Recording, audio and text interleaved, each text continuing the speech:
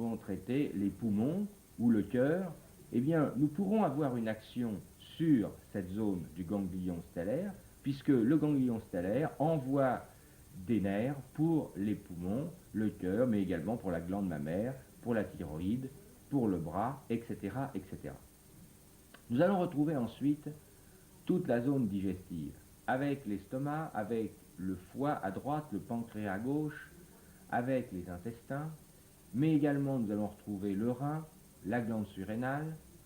Un peu plus loin, nous retrouvons la vessie, et enfin, à la tête du cornet inférieur, la grande zone du bassin, c'est-à-dire la zone de Flis.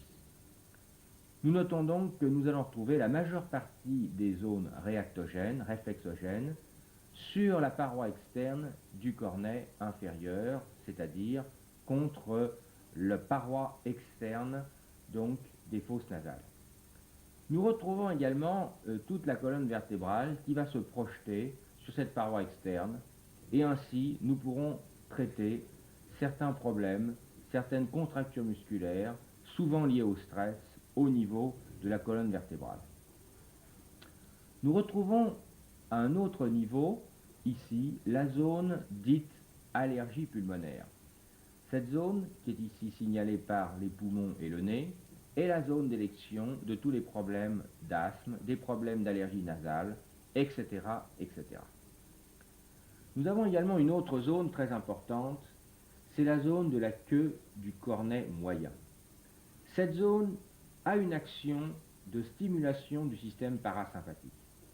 Et elle nous permet de traiter de façon très spectaculaire la spasmophilie notamment, mais aussi certains diabètes d'origine du stress, et également de pouvoir traiter tous les gens qui sont en état d'hyperorthosympathicotonie. Nous avons encore quelques zones à citer, les zones bleues que vous voyez ici, qui sont des zones destinées au drainage des sinus, mais il faut savoir qu'il en existe d'autres. Ici, nous avons une zone signalée par un ganglion, le ganglion de Gasser, qui est une zone qui agit sur les problèmes de névralgie faciale. Et il existe encore d'autres zones, comme par exemple la zone qui se trouve sur le plancher, qui va avoir une action sur les problèmes médulaires. Le nasosympathicothérapeute, en fonction des cas qu'il aura à traiter, devra donc faire des stimulations au niveau de ces différents organes, mais il devra toujours, dans un premier temps, faire une régulation du système neurolitatif par l'intermédiaire du point postérieur qu'on appelle le point Schenman.